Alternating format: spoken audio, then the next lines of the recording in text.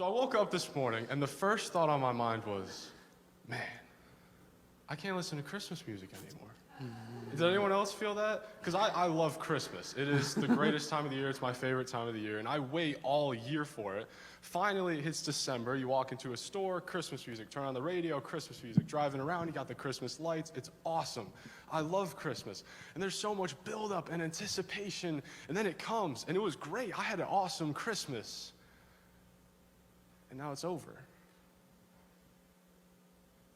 And I woke up, and I was like, now what? Anyone else feel this? Or maybe it's not Christmas, maybe it's something else that you were looking forward to, and there was anticipation and build-up, and then it finally happened. But then once it's over, you just lay there like, what do I do now? And I decided to come up with a name for it. I decided to give a term for this feeling. You ready? I wanted to call it the December 26 dilemma. I thought it sounded pretty cool. Because it's like you wait all year for Christmas, then it finally comes, then you wake up. It's like, now what? Now what do you do after? And the Bible actually has its own form of the December 26 dilemma. Because just like we wait all year for Christmas, the Bible waited for something to come. Starting from the very beginning. When I say very beginning, I mean it. Genesis 1. God created the world and then he put humans on it. And I find it really funny that if Mankind was a TV series, we would not make it to episode 2 without a catastrophe. Because in episode 1, one of the first things that the humans do, that mankind does, is they mess it up. A perfect garden, one of the first things they do is mess it up. And so sin enters the world, and sin enters mankind, causing a gap between a perfect God and sinful humans. But as soon as that gap is created, God promises something. He promises, I will send something or someone who will be able to fill that gap, to bridge that gap, so that I can live forever with my people, just how I intended. That was the first prophecy. And then prophecy after prophecy, hundreds of years, and then thousands of years of waiting. Finally, there's a woman named Mary. And an angel shows up to Mary and says, Mary, you're the one. Mary says, what? Mary says, you're the one who will give birth to the Son of the Most High, to the one who will sit on David's throne. This is the Messiah that we've been waiting for. And surely enough, a few months after, Mary gives birth, just as the angel had said. Shepherds came, they left their sheep because the angels told them the good news. They wanted to see the child. Choirs of angels came from the sky just to sing their praises to the newborn Messiah. Picture being Mary in this moment. Put yourself in Mary's shoes. What must it have been like? To give birth to a newborn king. Shepherds just wanted to see him. Angels show up and sing to him. What a scene. But eventually, the angels stopped singing. And eventually, the shepherds went back to their sheep. And it probably would be a silent night if it wasn't for this baby crying and cold. I mean, Mary was promised a Messiah, and she knows that she has it. She knows who this is, but it's just a baby. And the only thing that her and Joseph can do is sit there and ask themselves, now what? This is the Bible's December 26 dilemma. But if we ask that question, now what? We can actually look at what happens after the birth of Jesus. Now, we know about Jesus' career in ministry, but what we read about, most of what we read about when he's recruiting disciples and doing miracles and preaching and teaching, it's speculated to have happened when he was probably like lower 30s-ish. So there's about a 30-some-year gap between his birth and when he started doing ministry. And it's like, what happens in this gap? And we don't know too much. But we do get one story, almost in the middle, when Jesus was 12 years old, about him being forgotten in the temple. We find it in Luke 2, starting at verse 41, and that's the text that I wanted to dive into. Every year, Jesus' parents went to Jerusalem for the festival of the Passover. When he was 12 years old, they went up to the festival according to the custom. After the festival was over, while his parents were returning home, the boy Jesus stayed behind in Jerusalem, but they were unaware of it. Thinking he was in their company, they traveled on for a day. Then they began looking for him among their relatives and friends. When they did not find him, they went back to Jerusalem to look for him.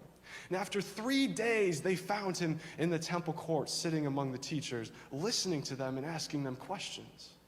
Everyone who heard him was amazed at his understanding and his answers. And when his parents saw him, they were astonished. His mother said to him, "Son, why have you treated us like this? Your father and I have been anxiously searching for you."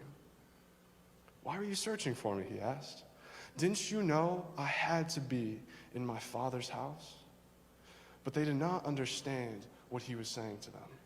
Then he went down to Nazareth with them and was obedient to them. But his mother treasured all these things in her heart. And Jesus grew in wisdom and stature and in favor with God and man. There's a lot to unpack here. I need to take a drink before we get into it. And when I first read this, I was like, wow. I had so many questions, and I'm only going to be able to scratch the surface today, but let's get into it. I'm going to try to break it down verse by verse, starting right back at verse 41. Every year, Jesus' parents went to Jerusalem for the festival of the Passover. When he was 12 years old, they went up to the festival according to the custom. And after the festival was over, while his parents were returning home, the boy Jesus stayed behind in Jerusalem, but they were unaware of it. So you may be wondering, are they bad parents? Probably not, because here's what would happen. When people like Mary and Joseph were traveling to Jerusalem, making these long journeys for these festivals, they would travel in these things called caravans. And a caravan was basically a large group of families that would travel together. They did that for mostly safety and for ease of the journey. So they traveled in these large groups, and so Mary and Joseph lost track of Jesus. They left without him. We'll get to why in a second, but I'm going to keep reading. Verse 44. Thinking he was in their company, they traveled on for a day. Then they began looking for him among their relatives and friends. When they did not find him, they went back to Jerusalem to look for him. And after 3 days, they found him. So here's what happened. They traveled for an entire day. And our question, well, how did they travel for an entire day without realizing? Well, here's probably what happened. Because in these caravans, the boys and the men would travel separately. And so Jesus, he's 12 years old, and that's important because according to their culture and at that time, 12 years old was kind of a stepping off point between childhood and adulthood. So Mary was probably thinking, oh, he's back with Joseph. Joseph was probably thinking, oh, he's up with Mary. But he wasn't. They left him home alone. Sorry, wrong movie. They left him back in Jerusalem. And so I was reading this, I was thinking, wait a second. They traveled for a day, and then they realized, which means they had to travel back for another day. And then they searched for 3 days, which means Jesus was unsupervised in Jerusalem for 5 days at 12 years old. Oof. And they couldn't just call back to the police department. They didn't have phones or police. And so the only thing that they could do is worry. I mean, imagine the mom guilt that Mary must be feeling. I mean, how many parents have lost it? Don't raise your hand. Don't raise your hand. How many parents have lost a kid? Or if you haven't, I'm sure that you've imagined losing a child. And I'm sure that my mom would tell me, oh, there's nothing worse than the mom guilt. The mom guilt just eats you up inside. What could I have done? I should have done this. I should have done that. The mom guilt, right? There's nothing worse except there is. What's worse? Whatever Mary must have been feeling. Because picture this, she has that mom guilt. And yes, she is the mother of Jesus, but also like that's God's son. So she's also like kind of a babysitter. She's a mother, but she's also kind of a babysitter. So she's got that mom guilt. Then she's got that babysitter who just lost the child's guilt. And then, hey, let's throw on there, that was Jesus, Mary, and he's gone. So I cannot imagine what Mary must have been feeling. And I wrote in my notes, how do you pray about this? If you're Mary and you lost Jesus, imagine that days back trek to Jerusalem like, hey, God, you know that child that you gave, your son? Yeah, that one, yeah. I lost him. Like, what do you say at that moment? But like I said, Jesus was unsupervised for 5 days. So what did he do during those 5 days? Well, the real answer is we don't exactly know. We don't know exactly what he was doing during those 5 days, but we can throw out a pretty good guess, and I'll get to that in a second. But why didn't we know what happened during those 5 days? Because the story is told from Mary's perspective. That's significant for a few reasons. We read this in the Gospel of Luke. And so Luke would go around and talk to, say, disciples or people that traveled with Jesus or people like Mary who knew Jesus very well. And he would talk to them, give them an interview or have a meeting with them. And then he would take the accounts of their stories and put that into his gospel. And so we read this story, it's based on Mary's perspective. Well, more like it's written based on an account that Mary would have given. So what happens to Jesus when Mary wasn't with him? We don't know exactly, because it's told from Mary's perspective. But, like I said, we can throw out a pretty good guess. And to do that, let's keep reading. Verse 46. After 3 days, they found him in the temple court, sitting among the teachers, listening to them and asking them questions. Everyone who heard him was amazed at his understanding and his answers. And when I first read this, I paused. Because something didn't sound right. It didn't flow right. And I had to read it again a few times until I figured out what it was. The two verses here kind of contrast each other. They don't contradict, but they paint two different narratives. Because the first verse, at verse 46, says they found him in the temple court sitting among the teachers. And it says that Jesus was listening to them and asking them questions. But then right after that, it says the teachers were amazed at Jesus' understanding and Jesus' answers. I was like, the fact that they're right next to each other doesn't really make sense. And as I was trying to figure out, I asked myself another question. What kind of questions does Jesus ask? And I had to think about that for a bit. And if you really want to go down that rabbit hole, it's a great study. But I decided to look at the questions that we actually have on record of Jesus asking in the Gospels during his full career of ministry with the disciples and the preaching and the teaching. And I realized something. I realized that Jesus did not ask a question to obtain knowledge that he did not have. Jesus would ask questions so that the person he was talking to would think about their answers. Think about the answer. Think of it like that. And I'm going to read it again at verse 46. After 3 days, they found him in the temple court, sitting among the teachers, listening to them and asking them questions. And the teachers were amazed at his understanding and his answers. Makes a little bit more sense. Let's move on to verse 48. When his parents saw him, they were astonished. His mother said to him, "Son, why have you treated us like this? Your father and I have been anxiously searching for you." "Why were you searching for me?" he asked. "Didn't you know I had to be in my father's house?" But they did not understand what he was saying to them. Why? Why didn't they understand? Here's why. Because you have to read it again, but look at the usage of the word father. This is what confused them, because Mary goes up to Jesus and says, "Your father and I," referring to Joseph, who's probably out of breath right next to each other, just been running around Jerusalem. She says, "Your father and I," Joseph. And Jesus says, "Hey, didn't you know I had to be in my father's house?" God. Two different people, same word, father. And so that's probably why, in this context, in this conversation, that's probably why they were confused. They knew who he was, but at the time, they were confused. And then we have verse 51. Then he went down to Nazareth with them and was obedient to them. So I kind of laughed when I heard this, because like I said, this whole account is written based off of what Mary would have told Luke. And so I kind of pictured Mary kind of feeling guilty for telling this story. Like, oh yeah, Jesus stayed back and I was anxious and it was awful. But then she had to throw in there, but he was a good kid still, right? Have you ever talked to a mom, like a kid in elementary or middle school or high school, or with like a 40-year-old, right? They always want to brag about their children. And so Mary just had to throw in there, but he was still a good kid. Make sure you write that down. So Luke put, then he went down to Nazareth with them and was obedient. Still in verse 51, but his mother treasured all these things in her heart.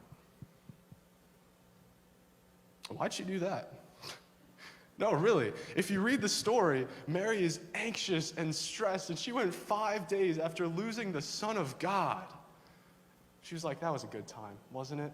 Well, if you think about it, Mary was telling this story to Luke years after this had happened.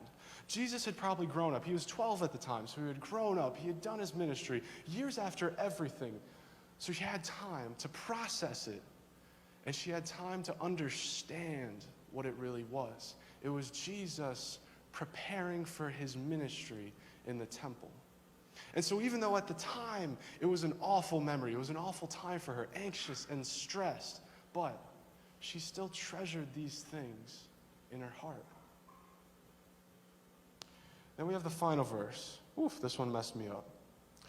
And Jesus grew in wisdom and stature and in favor with God and man.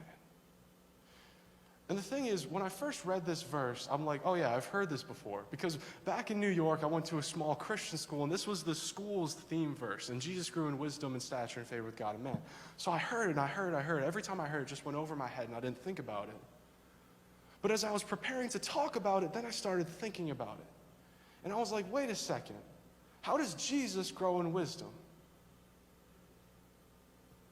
Then I kept reading, and it's like, and Jesus grew in stature. That makes sense. There's a big difference between a 12-year-old boy and a 30-year-old man. So he grew physically. That's what it's trying to say. That makes sense.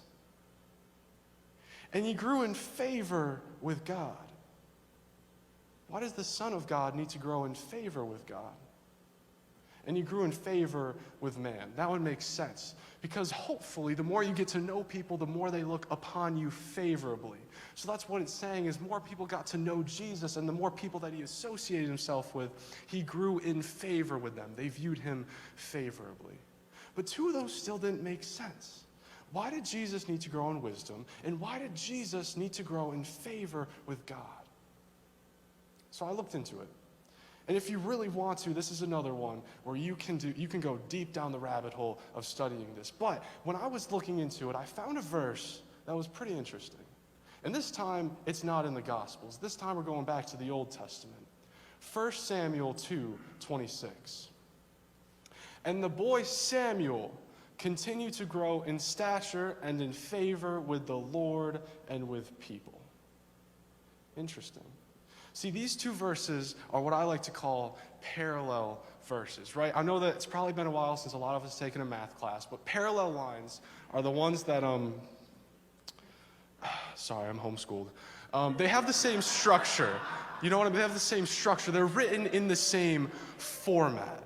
And so in the first verse, we have Jesus grew in wisdom and stature in favor with God and man. And then in Samuel, we have Samuel grew in stature and in favor with the Lord and with people. Same structure. They're parallel. And I was like, why? Why would the author do that? Because you know it's intentional, right? The Bible is the first hyperlinked book. He's like, you're going to want to look back at this one. It's true. And so he wanted to pose a correlation between Jesus and Samuel. Why? Because if you look at Samuel, there's something really interesting about him. Samuel was a very special character in the Old Testament. Why? Because Samuel was a prophet. He would give God's truth to God's people. That's in essence what a prophet does. He was a prophet. Samuel was also a priest. Samuel was also a king. Think about that. Because what we're comparing here is the boy Samuel, and then Jesus in this passage is referred to the boy Jesus. It's referring to them as youth preparing for something great. Because just as Samuel would go on to become a prophet, a priest, and a king, look out. Because here comes Jesus, who's about to become the prophet, the priest, and the king. And like I said, at the essence of these two verses is preparation for something great, for a career that will leave a large impact. What exactly was Jesus preparing for? Well, we all know that Jesus had a mission.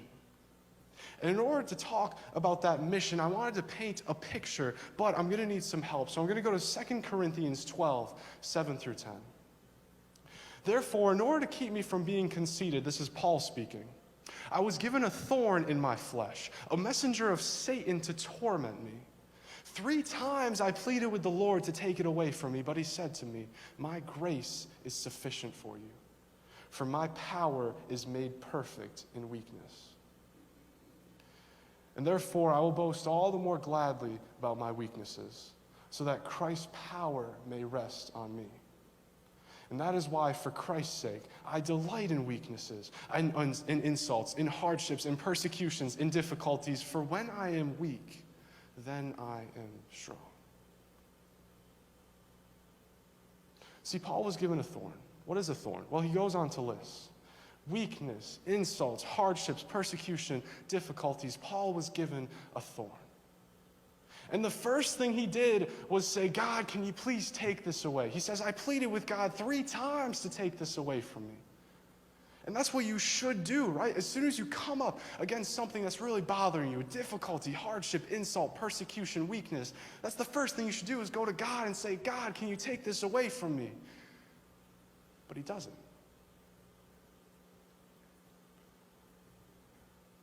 Instead, God responds to him. God says, my grace is sufficient for you, for my power is made perfect in weakness. You know, I think about these verses a lot. Like, out of all the verses in the Bible, these ones are disproportionately on my mind a lot. I think it's because I don't understand them fully. I don't know if I ever will, probably not. But when I was looking into them, I realized something. Because I asked myself a question. Why is God's power made perfect in weakness? You may be asking, what do you mean? Here's the thing. God didn't create weakness. Why is God's power made perfect in weakness? Because it talks about the thorn, weakness, hardship, insults, persecution, difficulty. Why is God's power made perfect in weakness? He didn't create it, no. He conquered it. How about that? God didn't create weakness, but his power is made perfect through it. Because even though he didn't create it, he conquered it.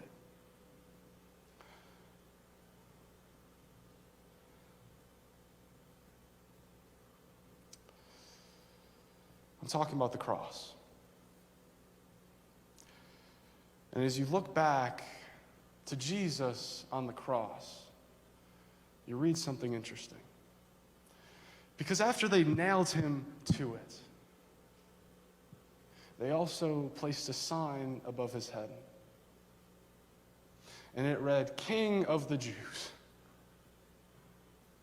And they didn't do that to honor him or exalt him. No, they did that to mock him. And they did that to mock his followers. So as they walked by this public display, they could go, oh, this is your king?